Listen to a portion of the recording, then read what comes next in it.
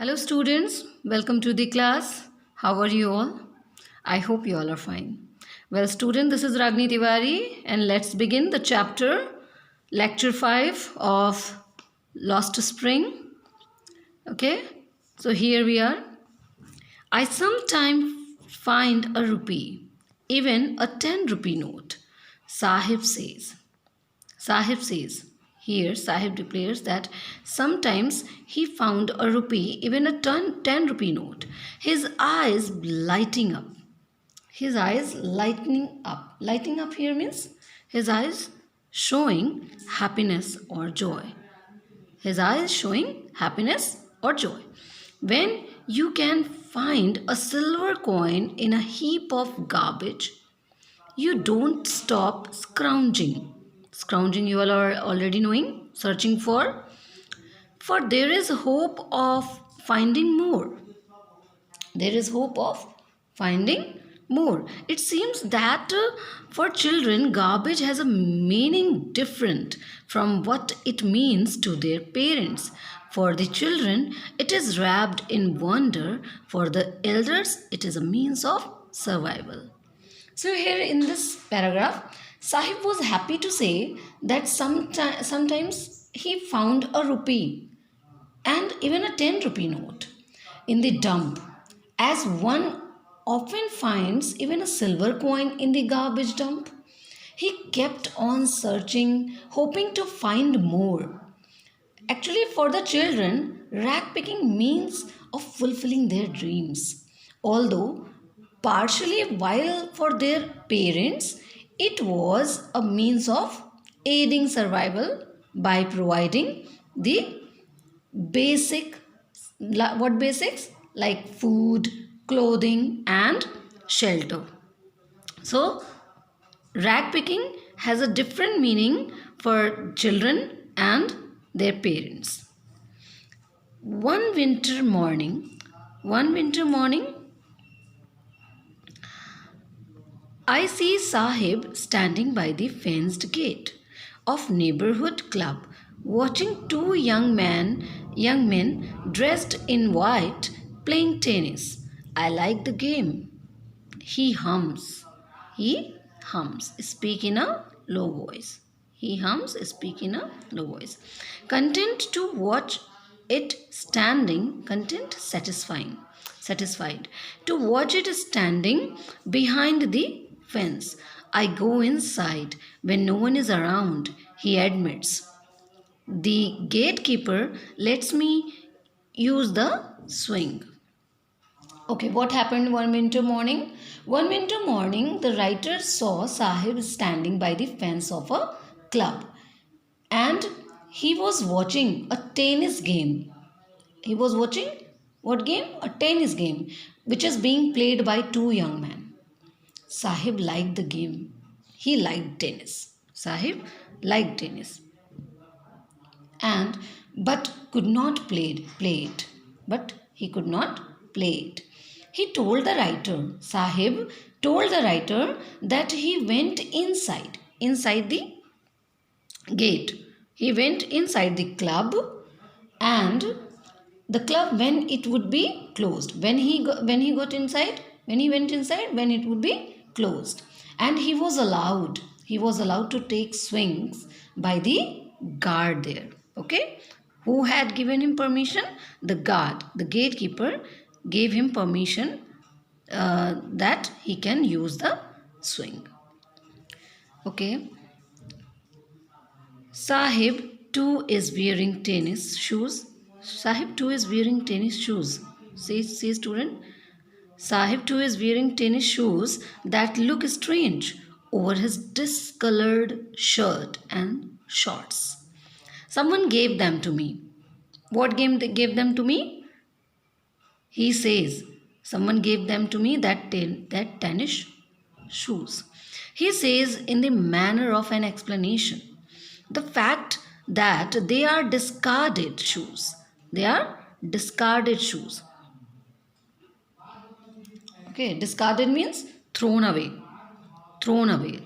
The shoes were thrown away by someone. Okay, of rich boy They are discarded shoes of a rich boy who perhaps refused to wear them because of a hole in one of them.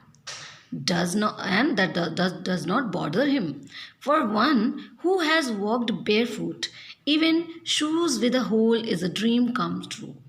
But the game he is watching so intently is out of his reach. So, here in this paragraph, the writer saw that Sahib was also wearing tennis shoes. What writer observed? That Sahib was also wearing tennis shoes. He wore tennis shoes, but they did not look appropriate. That tennis shoe did not look appropriate with his dress, which was worn out and had faded. Sahib's dress was worn out and had got faded. He told the writer in an attempt to justify himself. Explanation that he told the writer why he actually wanted to justify himself, that someone gave him the shoes. She, however, figured out that he had got them from a garbage dump. They must have been thrown away by a boy from a rich family, as as he did not want to wear them. Who did not want to wear them? That rich boy. And probably they had a hole or two in them, to which he did not want to wear them. On the contrary, Sahib was not bothered. Bothered, he is not worried. Sahib was not worried by this fact that, and had no problem wearing them, as he could not afford anything better than that. That's why he had no problem. And he walked barefoot, and to wear a shoe even with a hole was like a dream for him. Although, due to the garbage dump, Sahib's dreams of wearing shoes had been partially fulfilled.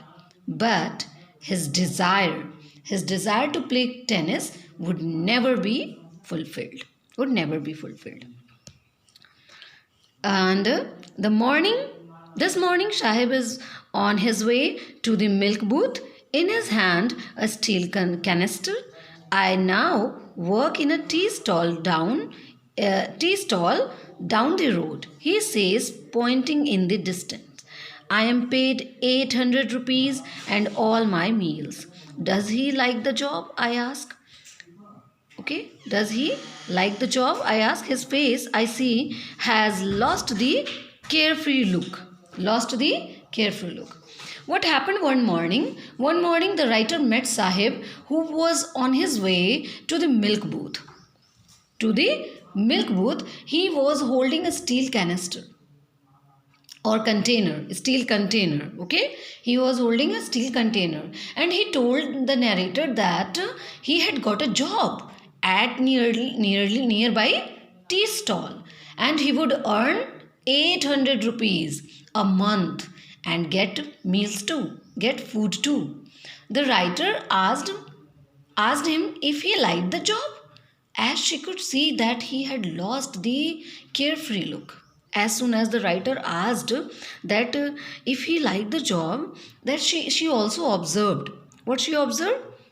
That the light on his face, that he lost somewhere, that carefree look, it has been lost, as now Sahib was working for someone else.